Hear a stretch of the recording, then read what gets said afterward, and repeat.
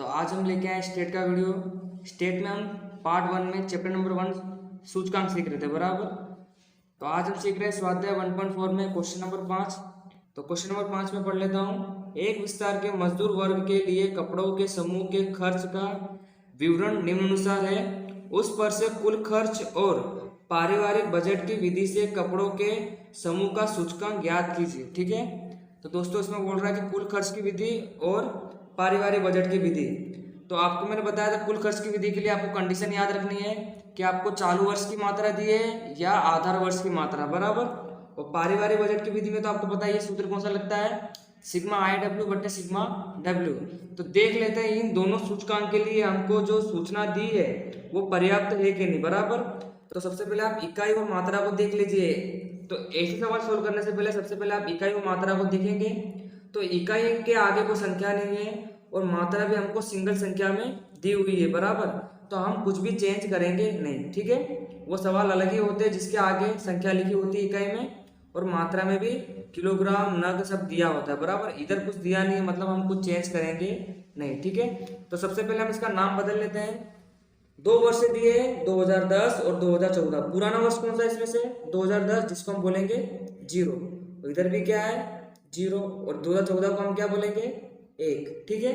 मात्रा को हम क्या बोलते हैं Q और मूल्य को हम बोलते हैं P, ठीक है। तो इसी पर्याप्त सूचना से हमको कुल खर्च की विधि और पारिवारिक बजट की विधि से सूचकांक निकालना है बराबर। तो दोस्तों जो भी सूचना हमको दी थी मैंने यहाँ लिख ली है बराबर। हमको सवाल में क्या क्या निकालना है, कुल खर्च की विधि और पारिवारिक बजट की विधि।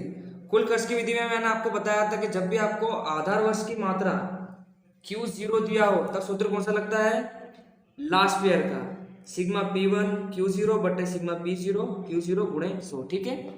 ध्यान रखने का। तो दोस्तों आपको सवाल देख लेना कि आपको दिया गया चालू वर्ष की मात्रा दी है या आधार वर्ष की मात्रा, ठीक है। तो इस सूत्र के लिए हमको फॉर्मेट क्या जरूरत है, P1 Q0 और P0 Q0 जो कि हमारे पास है। तो हम बना लेंगे P1 Q0 P0 और Q0, ठीक है। तो इस हिसाब से हमारे कुल खर्च की विधि सूचकांक तो निकल जाएगा बराबर। बट दूसरा हमको क्या बोला सवाल में, पारिवारिक बजट का सूचकांक जिसका सूत्र क्या है सिग्मा आई डब्ल्यू बटे सिग्मा डब्ल्यू।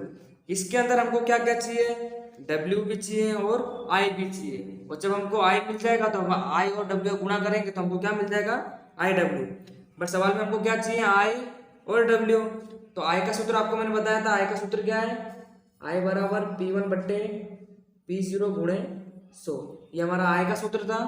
तो हमारे पास P1 भी है P0 भी है जिससे हमको क्या मिल जाएगा आई। आपको मैं एक ही कॉलम में कुल खर्च की विधि और पारिवारिक बजट की विधि सोल्व करना बता रहा हूँ बराबर।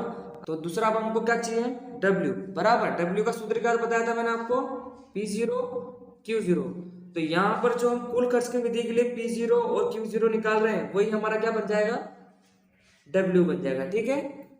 हमको अलग से निकालने की जरूरत ही नहीं क्योंकि उसका सूत्र है क्या P0 Q0। तो हमारा होता क्या है W बराबर। इस प्रकार से हमको W मिल जाएगा और जब हम I और W को गुणा करेंगे तो हमको क्या मिल जाएगा I W बराबर। तो उम्मीद करता हूँ आपको समझ में आएगा। हमने 4 कॉलम बनाए। तो दोस्तों जितने भी कॉलम हमने बनाए बराबर उसको हमको सोल्व करना रहेगा, ठीक है। तो हम एक एक करके सभी कॉलम को सोल्व करते हैं बराबर। तो पहला कॉलम ले लेते हैं, वस्तु साड़ी के लिए P1 कितना है 400 और Q0 कितना है 5। जब आप इन दोनों का गुणा करोगे तो संख्या आती है 2000 बराबर। तो ये सब हम पहले भी कर चुके हैं दोस्तों तो आपको पता होगा, ठीक है। दूसरा कॉलम क्या है P0 Q0। तो वस्तु साड़ी के लिए P0 कितना है 300 और Q0 कितना है 5। जब आप इन दोनों का गुणा करोगे तो आता है 1500, ठीक है। P1 हमारा कितना है 400, P0 कितना है 300। आप जब 400 भागे 300 गुणा 100 करोगे तो आपको संख्या मिलती है 133.33, ठीक है। तो आपको सभी वस्तुओं के लिए आई इसी प्रकार से निकालना रहेगा बराबर, ठीक है। अब हमारा नेक्स्ट कॉलम है आई डब्ल्यू बराबर। आई हमारे पास कितना है 133.33। डब्ल्यू जो P0 Q0 था वही हमारा क्या है डब्ल्यू। तो 1500 गुणा 133.33। जब आप इन दोनों गुणा करोगे तो संख्या आती है 1,99,995 बराबर। तो मैं उम्मीद करता हूँ आपको ये समझ में आया होगा कि कैसे हमने संख्या सब निकाली है। इसी प्रकार से आपको सभी वस्तुओं के लिए संख्या निकाल के उनका टोटल करना है, बराबर। तो मैं जल्दी से कर लेता फिर आपको आगे बता देता हूँ, ठीक है। तो मैंने सभी वस्तुओं के लिए कॉलम फाइंड कर लिए और उनका टोटल कर लिया, बराबर। अब हम क्या निकालेंगे, तो सबसे पहले हम निकाले कुल खर्च की विधि से सूचकांक। तो P1 Q0 का टोटल कितना है 3917 बटे Q0 और P0 का टोटल कितना है 3021.5, ठीक है। तो जब आप इसको सोल्व करोगे तो आंसर आता है 129.64, बराबर। ये इसका आंसर है, बराबर। तो अब हम पारिवारिक बजट का सूचकांक निकालेंगे, जिसके अंदर हमको चाहिए IW और W, बराबर। तो IW हमने निकाला था 3,91,695.42 बटे, तो जो हमारा P0 Q0 था वही हमारा क्या बना W बना, ठीक है, जो आपको मैंने बता दिया है। तो जब आप इसको सोल्व करोगे तो आंसर दोनों को कैसे आएंगे, समान आंसर आएंगे, बराबर, क्योंकि हमने एक ही संख्या के ऊपर से कुल खर्च की विधि और पारिवारिक बजट की विधि से सूचकांक निकाला है, जो कि तो दोस्तों जब आप एक ही सूचना के ऊपर से जो भी सूचकांक निकालते हो उसका आंसर कैसा आता है, समान आता है, बराबर। तो उम्मीद करता हूँ आपको ये सवाल समझ में आया होगा। तो आज के लिए बस इतना ही, मिलते हैं नेक्स्ट वीडियो में। Thank you.